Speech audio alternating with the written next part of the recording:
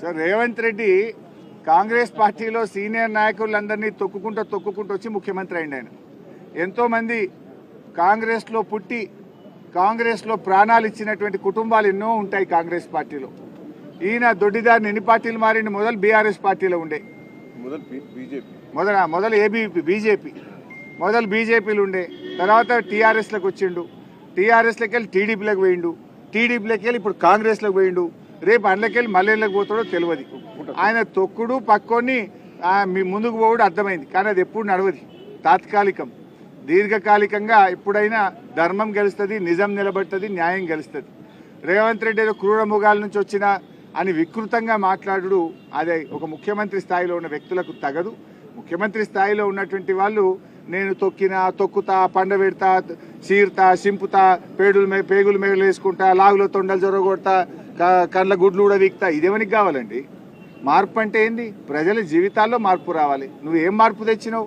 కేసీఆర్ గారు ఇచ్చినటువంటి రైతు బంధును బంద్ చేసినావు, కేసీఆర్ గారు ఇచ్చిన బతుకమ్మ చీరలు బంద్ చేసినావు, మా ఉచితంగా చేప పిల్లలు ఇచ్చే వాళ్ళ మత్స్యకారులకు చేప పిల్లలు ఇచ్చుడు బంద్ చేసినావు, నువ్వు కేసీఆర్ కిట్ బంద్ చేసినావు, న్యూట్రిషన్ కిట్ బంద్ చేసినావు, దళిత బంధు బంద్ చేసినావు, బీసీ బంధు బంద్ చేసినావు, పేదలందరినీ రోడ్ల మీద తెచ్చినావు కదా, రైతులు లాగం పెట్టినావు. నిన్ననే పోలీస్ రిపోర్ట్ వచ్చింది. ఏం రిపోర్ట్ వచ్చింది?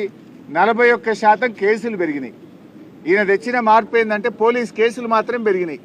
కేసీఆర్ ప్రభుత్వం కంటే కాంగ్రెస్ ప్రభుత్వంలో 41% క్రైమ్ రేట్ పెరిగింది. అంటే హత్యలు కావచ్చు, చైన్ స్నాచింగ్ కావచ్చు, అదే రేప్ కేసులు కావచ్చు, భూ తగాదాలు కావచ్చు, మర్డర్లు, రకరకాల కేసులు పెరిగినాయి. అసలు పోలీస్ వ్యవస్థ, లా అండ్ ఆర్డర్ కూడా కుప్పకూలిపోయింది. ఏ ఒక్క వ్యవస్థ కూడా బాగలేదు. నువ్వు ఏం చేసినావు? ఆరోగ్యంలో బాగుపడ్డదా? ఇవాళ ఎస్ఎస్ఏ ఉద్యోగులు, ఇప్పుడే నేను మాట్లాడిన అక్కడ ఇదే ఏకశిలా పార్క్ దగ్గర ఏమన్నాడు రేవంత్ రెడ్డి? నా ప్రభుత్వం వచ్చిన నెల రోజుల్లో ఛాయ్ తాగేంత సేపట్లో మీ అందరినీ రెగ్యులరైజ్ చేస్తా అని చెప్పిండు. నెలవాయ్ 12 నెలలు బాయ్ 12 నెలలు పోయిన సర్వశిక్ష అభియాన్ ఉద్యోగులకు వరంగల్లో ఇచ్చిన మాట నీకు గుర్తులేదా? ఎన్ని ఛాయలు తాగినావు ఇప్పటికీ? ఛాయ్ తాగేంత సేపట్లో రెగ్యులరైజ్ చేస్తా అన్నావు, ఇప్పుడు యాదికి వస్తలేదా? ఓడదాటిదాకా ఓడమల్లప్ప, ఓడదాటినాక బోడమల్లప్ప. ఏం చేసినావు?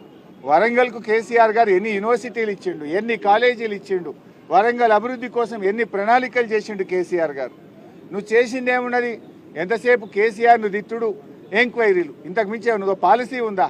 పాలసీ గురించి అడిగితే పోలీసులు తోలుతావు, అంతే కదా. నువ్వు ఎవరైనా ప్రశ్నిస్తే వాళ్ళ మీద కేసులు పెడతావు.